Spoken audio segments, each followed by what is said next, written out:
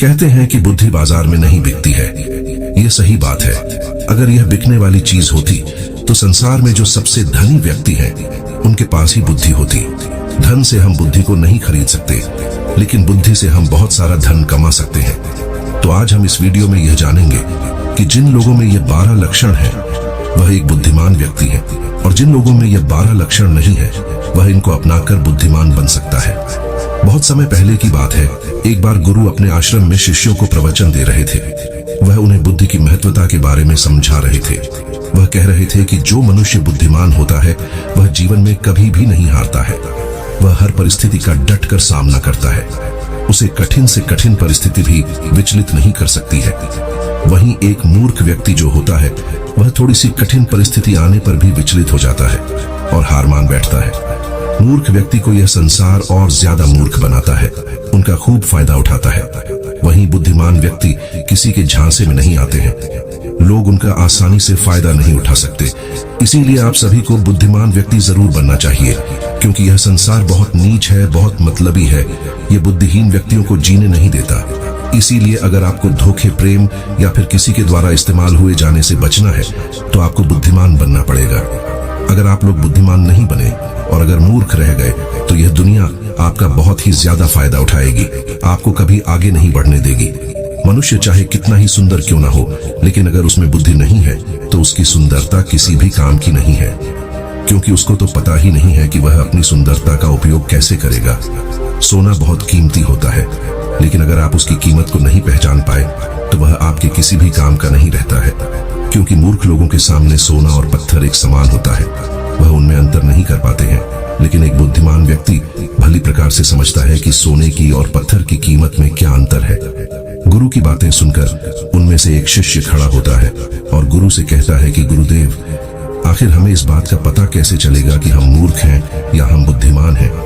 शिष्य की बात सुनकर गुरु मुस्कुराते हैं और उसे कहते हैं कि बेटा, आज मैं तुम्हें बुद्धिमान लोगों के 12 लक्षणों के बारे में बता रहा हूं। अगर यह लक्षण हमारे भीतर हैं तो तुम एक बुद्धिमान व्यक्ति हो, और अगर यह लक्षण तुम्हारे अंदर नहीं है तो इन्हें अपनाकर तुम बुद्धिमान व्यक्ति बन सकते हो। फिर गुरु उन्हें पहला लक्षण बताते हुए कहते हैं कि बुद्धिमान हमेशा कुछ ना कुछ नया सीखते रहते हैं, क्योंकि कोई भी अपनी मां के गर्भ से सब कुछ सीख कर नहीं आता है। उसे इस संसार में जन्म लेने के बाद ही कुछ ना कुछ सीखने को मिलता है। और जो मनुष्य अपने जीवन में सीखता रहता है वह कभी नहीं हारता है, क्योंकि जीवन में सीखी गई कोई भी चीज बेकार नहीं जाती है। हर चीज का अपना एक अलग महत्व है। इसीलिए जब भी हम कुछ सीखते हैं तो वह हमारे जीवन में कभी ना कभी अवश्य काम आती है। जरूरी नहीं कि हम विद्यालय में या फिर गुरुकुल में ही कुछ नया सीखें। हम किसी से कुछ भी सीख सकते हैं। हमें एक भिखारी से भी बहुत कुछ सीखने को मिलता है। हमें सफल लोगों से भी बहुत कुछ सीखने को मिलता है, तो हमें असफल लोगों से भी बहुत कुछ सीखने को मिलता है। हर चीज, हर वस्तु, हर मनुष्य हमें कुछ ना कुछ सिखाता है। अगर हम सभी चीजों को सही तरीके से सीख लें तो हम अपने जीवन में बहुत उन्नति कर सकते हैं। जैसे एक सफल व्यक्ति से हम यह सीख सकते हैं कि वह सफल कैसे बना, उसने किन किन तरीकों को अपनाया। वहीं असफल व्यक्ति से हम यह सीख सकते हैं कि वह असफल क्यों हुआ, आखिर उसने ऐसा क्या किया जो वह सफलता प्राप्त नहीं कर पाया। फिर उससे सीखकर हम वह गलती नहीं करें। हमारा जीवन इतना बड़ा नहीं है कि हम खुद गलती करें और फिर उसे सीख लें। इसीलिए हमें दूसरों की गलतियों से सीखना जरूर चाहिए, जिस कारण हम फिर वह गलती ना करें। फिर गुरु उन्हें दूसरा लक्षण बताते हुए कहते हैं कि बुद्धिमान लोग समय का सही सदुपयोग करते हैं। बेटा, जिसने समय को साध लिया, समय के अनुरूप अपने आप को डाल लिया, उसने समझो अपने जीवन के साथ बहस में नहीं फंसता है। अगर उसे कोई बात उचित जीने का मंत्र जान लिया। समय एक अमूल्य धन है। समय की अहमियत हमें जिंदगी में सफलता की ओर लेकर जाती है। समय एक बार चला गया तो नहीं लौटता। इस दुनिया में समय से अधिक मूल्यवान ना ही पैसा है ना ही ताकत है, क्योंकि जब समय हमारा साथ नहीं देता है तो यह बाकी चीजें हमारे किसी काम नहीं है। जीवन जीने के लिए दुनिया में सभी को बराबर समय दिया गया है, लेकिन हर व्यक्ति इसका उचित उपयोग नहीं कर पाता है। समय हमारे जीवन का एक महत्वपूर्ण हिस्सा है और समय के बिना तो जीवन की कल्पना भी नहीं की जा सकती है। अगर समय रुक जाए तो यह संपूर्ण प्रकृति चक्कर ही रुक जाएगा। बुद्धिमान लोग दुनिया में अलग काम नहीं करते, वह वह बस उस काम को अलग तरीके से करते हैं। वे लोग अपने समय के प्रत्येक हिस्से को जरूरी कामों में इस्तेमाल करते हैं। दुनिया में असफलता का कारण है समय पर सही कार्य नहीं करना। अगर आप भी अपने जीवन में कुछ बनना चाहते हैं तो सबसे पहले आप अपना लक्ष्य निर्धारित करें और समय का सदुपयोग करते हुए उसी के अनुरूप कार्य करें। समय का महत्व पूरे संसार के जीव जंतुओं और मनुष्य के लिए एक ही है, क्योंकि समय ही एक ऐसी वस्तु है जिसे आप एक बार खो देते हैं तो किसी भी कीमत पर उसे आप वापस प्राप्त नहीं कर सकते। इसीलिए सभी लोगों को समय को समझना चाहिए, इसका सदुपयोग करना चाहिए। यह बात तो हम सभी जानते हैं कि समय सफलता की कुंजी है, लेकिन हमारे जीवन की सफलता इस बात पर निर्भर करती है हम अपने समय का उपयोग किस प्रकार कर रहे हैं। समय तो बिना किसी की प्रतीक्षा करे लगातार अपनी रफ्तार से चला जा रहा है। कोई राजा हो या कोई फकीर हो, समय ने कभी किसी का इंतजार नहीं किया। हम सभी को हमारे समय का सदुपयोग करना चाहिए और अपने हर काम को समय के अनुसार करना चाहिए। समय को बर्बाद करना जीवन को बर्बाद करने जैसा है। फिर गुरु तीसरा लक्षण बताते हुए कहते हैं कि बुद्धिमान लोग अकेले रहना पसंद करते हैं, क्योंकि उन्हें पता है कि अकेले रहना मूर्ख और नकारात्मक लोगों के बीच रहने से हर हाल में बेहतर है। अकेले रहने वालों में अलग ही खूबियां होती हैं। देखो बच्चों, हर इंसान में कुछ न कुछ खूबियां अवश्य होती है, लेकिन उस खूबी का पता हमें तभी चलता है जब हम अकेले में रहकर अपने साथ समय व्यतीत करते हैं। जो लोग लोगों के बीच फंसे हुए रहते हैं उनको अपनी खूबियों के बारे में कभी पता ही नहीं चल पाता है, क्योंकि वह दूसरों को देखकर उनके जैसा बनना चाहते हैं। लेकिन जो व्यक्ति अकेला रहता है वह किसी से प्रभावित नहीं होता है और वह वही करता है जो उसे अच्छा लगता है। अकेले रहने वाला व्यक्ति अपने खुद के निर्णय खुद लेता है, और जो लोग भीड़ में रहते हैं वह लोगों से पूछ पूछ कर निर्णय लेते हैं, जो कि अक्सर गलत भी हो सकते हैं। जब हम किसी से कुछ पूछते हैं तो हमारे सामने बहुत सारी बातें आती हैं, और उन बातों को सुनकर कभी कभी हमारे भीतर नकारात्मकता भी आ जाती है, जैसे कि इसमें तो ये खूबी है, ये मेरे अंदर क्यों नहीं है, इसने तो ऐसा कर दिया, ये मेरे से क्यों नहीं हो रहा है। और यही सोचकर फिर हमारा मन दुखी होता रहता है, जबकि अकेला इंसान खुश रहता है अपने लिए गए निर्णय के ऊपर, क्योंकि उसे बताने वाला कोई नहीं है कि वह क्या कर सकता है, उससे क्या होगा क्या नहीं होगा। जो व्यक्ति अकेला रहता है वह अपने बारे में अच्छे से जान सकता है, वह अपने काम को अच्छी तरीके से कर सकता है, क्योंकि उसको भटकाने वाला उसके आसपास कोई भी नहीं है। अकेले रहने वाला व्यक्ति कभी भी किसी भी काम के लिए दूसरों पर निर्भर नहीं रहता है। वह अपना काम स्वयं करता है, जिससे उसके सभी काम समय पर पूरे भी हो जाते हैं, क्योंकि उनको इस बात का अच्छे से पता होता है कि यह दुनिया स्वार्थी है। अगर हम किसी से थोड़ी भी मदद लेंगे तो सामने वाला व्यक्ति हमें हमेशा वह गिनता रहेगा, इसीलिए वह कभी किसी का एहसान नहीं लेते हैं। फिर गुरु चौथा लक्षण बताते हुए कहते हैं कि बुद्धिमान लोग हमेशा कम बोलते हैं। कम बोलने का मतलब यह नहीं कि आप बात ही ना करें। कम बोलने से का मतलब यह है कि जितना जरूरी हो उतना ही बोला जाए। बुद्धिमान लोग ज्यादा सुनते हैं और बोलते कम हैं। वह उतना ही बोलते हैं जितनी की आवश्यकता होती है। वह लोग चुपचाप बैठकर सामने वाले की बातों को अच्छे से सुनते हैं, फिर उसके ही अनुसार उसको जवाब देते हैं। जब हम किसी भी बात को ध्यान से सुनते हैं तो हमें उस बात से काफी कुछ नया सीखने को मिलता है। वहीं मूर्ख लोग बिना किसी बात के बक बक करते रहते हैं। वह सामने वाले की बात को सुनने की जगह अपनी बात सुनाने में ज्यादा विश्वास रखते हैं, जिससे उसे सामने वाले व्यक्ति से कुछ भी नया जानने का मौका नहीं मिल पाता है। कम बोलने वाला व्यक्ति कभी भी किसी के साथ बहस नहीं करता है, वह किसी से नहीं लगती है, वह वहां से चुपचाप निकल जाता है। वहीं मूर्ख व्यक्ति और ज्यादा बहस करने लगता है, और फिर वह इसी बहस में कुछ ऐसा बोल जाता है जो उसे ही बोलना नहीं चाहिए था, और फिर वह उसके मुसीबत का कारण बन जाती है। बुद्धिमान लोग उतना ही बोलते हैं जितनी आवश्यकता होती है। जितना उचित होता है वह कम शब्दों में अपनी बात को पूरा कर देती है, जिससे सामने वाले व्यक्ति उसकी बातों पर ज्यादा ध्यानपूर्वक सुनते हैं। वहीं मूर्ख व्यक्ति एक ही बात को बार बार बोलता रहता है, जैसे लोग उसकी बात पर ध्यान नहीं देते हैं और ना ही उसकी बात को सुनना पसंद करते हैं। शब्द वह हथियार है जिससे हम लोगों को अपनी तरफ आकर्षित करते हैं। शब्दों के साथ खेलकर हम किसी का भी मन जीत सकते हैं, और यह कला बुद्धिमान लोगों में बखूबी होती है। फिर गुरु पांचवा लक्षण बताते हुए कहते हैं कि बुद्धिमान लोग अपने मन का बात भी किसी को नहीं बताते हैं, क्योंकि वह इस बात को अच्छी तरीके से जानते हैं कि आज जो हमारा मित्र है वह कल हमारा शत्रु भी बन सकता है।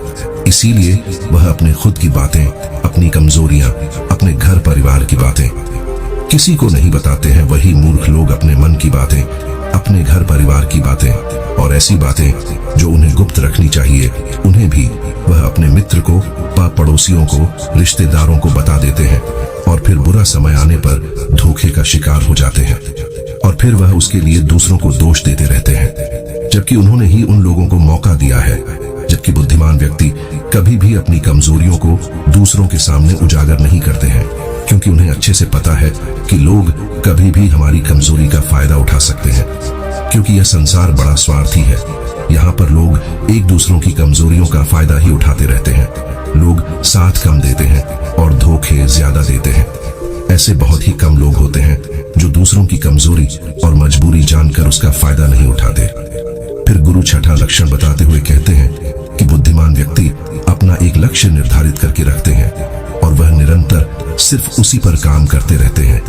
वही मूर्ख लोग एक ही समय में न जाने कितने लक्ष्य निर्धारित कर लेते हैं। जिस तरह से हम एक साथ बहुत सारे वस्त्र धारण नहीं कर सकते, उसी प्रकार हम एक साथ बहुत सारे कार्य भी नहीं कर सकते।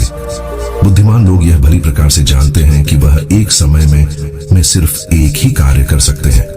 वह विभिन्न प्रकार के कार्यों में अपना समय बर्बाद नहीं करते हैं, अपने जीवन में एक ही लक्ष्य रखते हैं और उसी पर निरंतर कार्य करते रहते हैं, जिससे उन्हें सफलता बहुत ही जल्दी मिल जाती है। वहीं मूर्ख लोग बहुत सारे लक्ष्य निर्धारित कर लेते हैं और फिर नतीजा यह होता है कि उनका एक भी लक्ष्य पूर्ण नहीं हो पाता है, क्योंकि जब हम एक साथ बहुत सारे लक्ष्य पर कार्य करते हैं तो हमारा जो समय होता है उनमें बराबर बराबर बट जाता है, जिससे हमारा एक भी काम पूरा नहीं होता है और फिर हम हर कार्य को अधूरा ही छोड़ देते हैं। वहीं एक लक्ष्य रखने से हमारा पूरा ध्यान उसी पर होता है, जिससे हमारा पूरा समय सिर्फ उसी पर लगता है और हमारा कार्य पूरा हो जाता है। फिर गुरु सातवां लक्षण बताते हुए कहते हैं कि बुद्धिमान लोग अपनी तुलना कभी किसी से नहीं करते हैं। जो व्यक्ति अपनी तुलना दूसरों से करता है वह हमेशा दुखी ही रहता है, क्योंकि इस संसार में सभी मनुष्य अलग अलग हैं, सभी में अलग अलग प्रकार की प्रतिभाएं हैं, सभी में सोचने और समझने की क्षमताएं अलग अलग होती हैं और यह बात बुद्धिमान लोग अच्छी तरीके से जानते हैं। इसीलिए वह कभी भी अपनी तुलना दूसरों से नहीं करते हैं।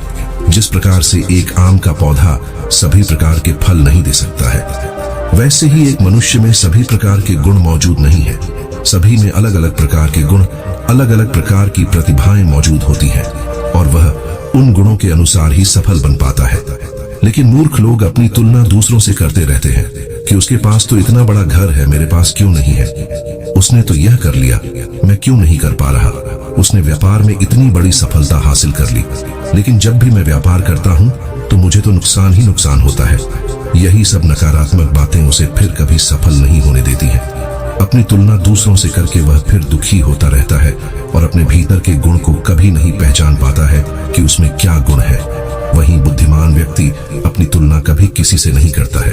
वह दूसरों को देखकर दुखी नहीं होता, बल्कि उनसे सीखकर आगे बढ़ता है और अपने स्वयं की प्रतिभा को पहचान कर सफल बनता है। फिर गुरु आठवां लक्षण बताते हुए कहते हैं कि बुद्धिमान लोग कभी भी दूसरों पर निर्भर नहीं रहते हैं, वह न किसी से उम्मीद रखते हैं।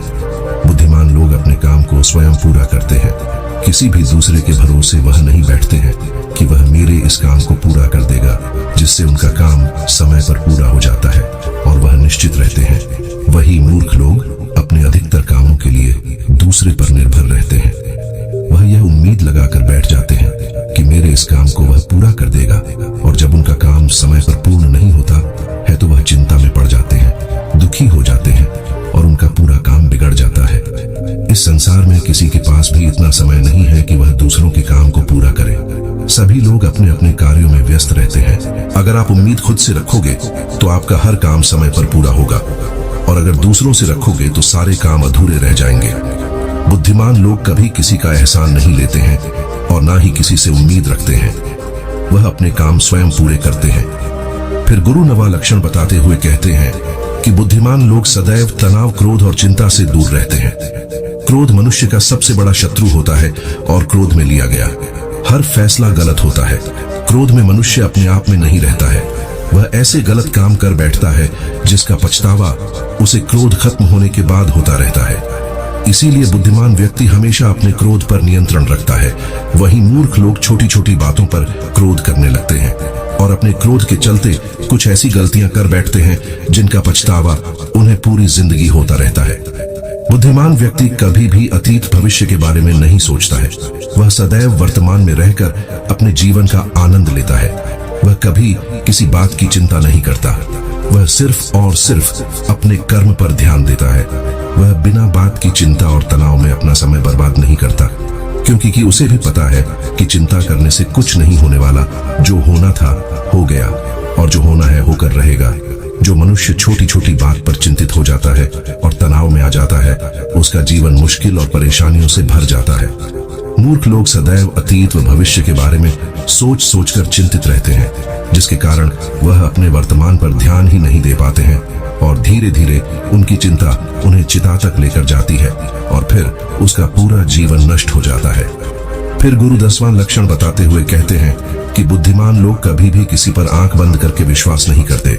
वह सबसे पहले अपनी बुद्धि के बल पर चीजों और घटनाओं को जांचते हैं। फिर गुरु 11वां लक्षण बताते हुए कहते हैं कि बुद्धिमान व्यक्ति आलस और टाल मटोल को अपने जीवन का सबसे बड़ा शत्रु मानते हुए उससे बड़ा दूर रहता है। इसीलिए वह खुद को कभी भी इन आदतों का शिकार नहीं होने देता है, क्योंकि काम को टालने की जो आदत है वह इंसान को कभी भी आगे नहीं बढ़ने देती। यह वह मानसिक बीमारी है जो कि ज्यादातर लोगों में पाई जाती है, और उनकी सफलता का जो सबसे बड़ा कारण है वो यही होती है। मूर्ख व्यक्ति हमेशा हर काम में आलस कर जाते हैं।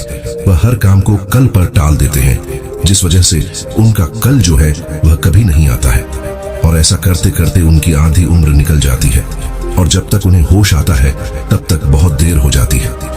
फिर गुरु 12वां लक्षण बताते हुए कहते हैं कि बुद्धिमान लोग असफल होने पर कभी हार नहीं मानते हैं, बल्कि वह अपनी हार को अपना हथियार बना लेते हैं और उसे सीखकर पुनः अपने काम में वापस जुट जाते हैं। वह कभी भी अतीत में मिली हुई सफलताओं के सहारे नहीं बीतते हैं और न ही उनका गुणगान करते हैं, क्योंकि वह इस बात को अच्छी तरीके से जानते हैं कि बीता हुआ कल और भविष्य में उन्हें वही मिलेगा जिसके लिए वह आज मेहनत करेंगे। असफलताएं बुद्धिमान लोगों को थोड़ी देर के लिए दुखी तो कर सकती हैं, लेकिन उन्हें कभी विचलित नहीं कर सकती, क्योंकि बुद्धिमान लोग यह जानते हैं कि सफलता कुछ ही नहीं होती है, बल्कि सफलता से पहले मिलने वाली सीख है, जो उन्हें उनकी गलतियों के बारे में, उनकी कमियों के बारे में बताती है, जिनसे सीख लेकर वह अगली बार और भी अच्छी तरीके से तैयारी कर सकते हैं। यानी बुद्धिमान लोग जो हैं वह असफलताओं को सीखने का अवसर समझते हैं और इस अवसर का सदुपयोग करने का प्रयास करते हैं। वहीं मूर्ख लोग अपनी असफलताओं से घबरा जाते हैं और हार मान लेते हैं, फिर डर के मारे उस काम को वहीं पर छोड़ देते हैं, जैसे से वह सफलताओं से कोसों दूर रह जाते हैं। तो चलिए बढ़ते हैं दूसरे कहानी की तरफ। एक समय की बात है, एक राजा ने अपने मंत्री से कहा कि मंत्री जी, आपको क्या लगता है, क्या मैं इस नगर का सबसे बुद्धिमान व्यक्ति हूँ? अब मंत्री तो राजा के पास नौकरी करता था, तो उसने कहा कि राजा साहब कैसी बात करते हैं, आप नगर के राजा हैं तो सबसे बुद्धिमान नहीं हुए। राजा ने कहा, नहीं मंत्री जी, राजपाट तो मुझे विरासत में मिला है, लेकिन बुद्धि विरासत में नहीं मिलती। सच बात बताओ मंत्री जी, क्या मैं बुद्धिमान हूँ? तो मंत्री जी ने कहा, नहीं राजा साहब, आप इस नगर के सबसे बुद्धिमान व्यक्ति नहीं हैं। यह बात सुनकर राजा को थोड़ा सा गुस्सा आया, लेकिन राजा ने गुस्सा किया नहीं, क्योंकि राजा को पता था कि बुद्धिमान व्यक्ति कभी गुस्सा नहीं करता है। राजा ने अपने मंत्री से कहा कि मंत्री जी, तो फिर बताओ कि बुद्धिमान आदमी कैसा होता है? तो मंत्री ने कहा कि राजा साहब, मैं बुद्धिमान तो कोई हूं नहीं। इस नगर में बहुत सारे बुद्धिमान लोग होंगे, लेकिन हमें उनको ढूंढना पड़ेगा। तो राजा ने कहा कि ठीक है, इसमें ढूंढने की क्या जरूरत है, हम यहाँ के राजा हैं। आप नगर में ढिंढोरा पिटवा दीजिए कि जो बुद्धिमान आदमी हो वह हमारे राज्य में आ जाए। उसको राजा साहब बुला रहे हैं। यह बात सुनने के बाद मंत्री जी कह हैं कि राजा साहब, बुद्धिमान आदमी कभी भी अपने आप को बुद्धिमान नहीं कहता है, इसीलिए अगर हम ढिंढोरा पिटवा भी देंगे तो हमारा महल मूर्खों से भर जाएगा, क्योंकि मूर्ख आदमी ही अपने आप को बुद्धिमान कहवा, और वह अपने आप को बुद्धिमान साबित करने के लिए यहाँ आकर अनाप शनाप बातें करेगा। इसीलिए हमें कोई और रास्ता ढूंढना होगा। उसके बाद मंत्री जी रात भर सोचते हैं कि ऐसा कौन सा तरीका हो सकता है जिससे कि बुद्धिमान आदमी हमारे राजा के पास आ जाए। दूसरे दिन मंत्री जी राजा के पास जाते हैं और कहते हैं कि राजा साहब, आपके लिए मेरे पास एक बहुत अच्छी तरकीब है। यदि हम यह तरीका अपनाते हैं तो बहुत ही जल्दी बुद्धिमान आदमी हमारे पास आ जाएगा और हम उसे पकड़ लेंगे। राजा ने कहा कि ठीक है, बताओ कौन सा तरीका है। मंत्री जी ने कहा कि हम पूरे नगर में एक ढिंढोरा पिटवा देते हैं कि जो कोई भी व्यक्ति हमारे राजा ने जो कभी ना सुनी हो ऐसी बात हमें आकर बताएगा तो हम उसको 1000 मोहरे देंगे। यह सुनने के बाद राजा थोड़ा हैरान सा हुआ। राजा ने कहा, मंत्री जी, आप क्या चाहते हैं कि हम कंगाल हो जाएं? ऐसी तो बहुत सारी बातें हैं जो हमने सुनी नहीं है, और कोई व्यक्ति आकर हमें यह बातें बताएगा तो हमें 1000 मोहरे देनी होंगी, और भला वह व्यक्ति बुद्धिमान कैसे हो सकता है? मंत्री जी ने कहा कि कोई बात नहीं राजा साहब, इसका भी एक तरीका है। अगर हमें कोई भी नई बात बताएगा तो हम कह देंगे कि यह बात तो हमने पहले से सुन रखी है, और यदि हम ऐसा कह देंगे तो हमें 1000 मोहरे नहीं देनी होंगी। लेकिन जो बुद्धिमान आदमी होगा वह हमसे कोई नई बात नहीं करेगा, बल्कि वह आदमी मोहरे पाने के लिए कुछ ऐसा तरीका अपनाए कि हमारे पास कोई और रास्ता ही नहीं बचेगा और हमें वह 1000 मोहरे देनी ही पड़ेगी। यदि कोई ऐसा आदमी हमारे सामने आएगा तो हम उसे पकड़ लेंगे, क्योंकि वही आदमी बुद्धिमान होगा। उस राजा ने पूरे राज्य में ढिंढोरा पिटवा दिया तो बहुत सारे लोग आने लगे। राजा को नई नई बातें बताते हैं। हर बात को सुनकर राजा यही कहता है कि भाई, ये बात तो मैंने सुनी हुई है, दूसरे राज्यों से भी लोग आने लगे हैं। क्योंकि 1000 मोहरों की लालच में बहुत सारे लोगों ने अलग अलग बातें बताई। कोई आदमी बहुत पुरानी बात बताता तो कोई व्यक्ति बहुत ही दूर की बात बताता, लेकिन हर बात को सुनकर राजा यही कहता कि यह बात तो मैंने पिछले साल ही सुनी है, यह बात तो मैंने अपने पिताजी से सुनी है। ऐसे करते करते बहुत लोग आए और हर आदमी की बात सुनने के बाद राजा यही कहता कि यह बात तो मैंने सुन रखी है। थोड़े दिन बाद एक साधु राजा के दरबार में आता है और कहता है कि राजा साहब, क्या नई बात बताने पर आप यहाँ पर मोहरे बांटते हैं? राजा ने कहा, हाँ, हम कोई नई बात बताने पर उसको मोहरे देते हैं, लेकिन बात ऐसी होनी चाहिए जो हमने कभी सुनी ना हो। साधु ने कहा कि ठीक है राजा साहब, ये बात मैंने अपने दादाजी से सुनी थी। मेरे दादाजी बताया करते थे कि हमारे परदादा के पास बहुत ज्यादा धन था, और आपके परदादा जो पृथ्वी सिंह थे वह यहाँ के राजा थे। लेकिन एक बार ऐसा हुआ था जो शायद आपको भी पता नहीं होगा। सिंह जी जब यहाँ के राजा थे उस समय हमारे नगर में एक अकाल पड़ा था, जिसके अंदर लोगों को बहुत ज्यादा नुकसान हुआ और राजपाट में धन की कमी हो गई थी। और मेरे परदादा के पास बहुत ज्यादा धन था, और आपके परदादा ने मेरे दादा से 2000 सोने की मोहरें उधार ली थी। मेरे परदादा जी हमेशा कह करते थे कि यदि पृथ्वी सिंह जी मेरे पिताजी को 2000 मोहरें लौटा देते तो हम कभी करीब नहीं रहते। अब देखो ना राजा साहब, मेरे परदादा जी ने आपके दादाजी की मदद की, इसीलिए हमारे परदादा गरीब हो गए। फिर हमारे दादाजी भी गरीब रहे, हमारे पिताजी भी गरीब रहे, और मेरा भी एक गरीब परिवार में जन्म हुआ, और इसीलिए मैं साधु बन गया। मुझे पता था कि यदि मैं आपके पास आऊंगा तो आप वह मोहरे वापस तो नहीं देंगे, क्योंकि आपने वह बात सुनी ही नहीं। लेकिन आपने यह कहा कि कोई नई बात मुझे बताएगा तो 1000 मोहरे मिलेंगे, इसीलिए मैं आपको यह बातें बताने आ गया ताकि आपको इतनी पुरानी बात का पता चले। अब यह बात सुनने के बाद मंत्री को पता चल गया कि यह साधु इस नगर का सबसे बुद्धिमान व्यक्ति है, क्योंकि अब राजा फंस चुके थे। अब राजा अगर यह कह देते हैं कि यह बात मैंने नहीं सुनी तो शर्त के मुताबिक 1000 मोहरे उस आदमी को देनी पड़ती, क्योंकि राजा ने इसी बात का ढंढोरा पिटवा था कि कोई नई बात मुझे बताओ। और यदि राजा यह कह दे कि यह बात तो मैंने पहले से सुन रखी है तो फिर तो 2000 मोहरे उसे वापस लौटानी पड़ेगी। अब राजा भी समझ चुका था और मन ही मन हंस भी रहा था कि बुद्धिमान आदमी ने किस तरह हमें फंसाया है। उसके बाद राजा उस साधु के चरणों में गिर पड़ा और कहा कि साधु बाबा, हम तो यह देखना चाहते थे कि हमारे नगर में सबसे बुद्धिमान आदमी कौन है। मेरे और मंत्री जी के बीच में एक शर्त लगी थी कि हमारे राज्य में मेरे से भी ज्यादा कोई बुद्धिमान आदमी है तो हम उस बुद्धिमान आदमी को पकड़ लेंगे, और देखो हमने आपको पकड़ लिया। उसके बाद सारी बात साधु को भी समझ में आ गई थी कि गुस्से के अंदर लिया हुआ फैसला कभी भी फायदा नहीं पहुंचाएगा, क्योंकि गुस्से में हमारा दिमाग काम करना बंद कर देता है और उसमें हमें कोई फैसला नहीं लेना चाहिए।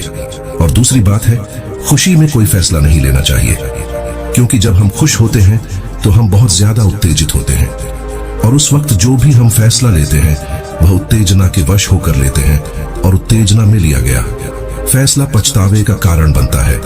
इसीलिए बुद्धिमान आदमी जानता है कि कि ना तो गुस्से में कोई फैसला लेना चाहिए और ना ही ज्यादा खुशी में कोई फैसला लेना चाहिए। इसीलिए जब बुद्धिमान आदमी कोई फैसला लेता है तो वह बैठकर शांति से, धैर्य से सोचता है कि इसका क्या परिणाम होगा।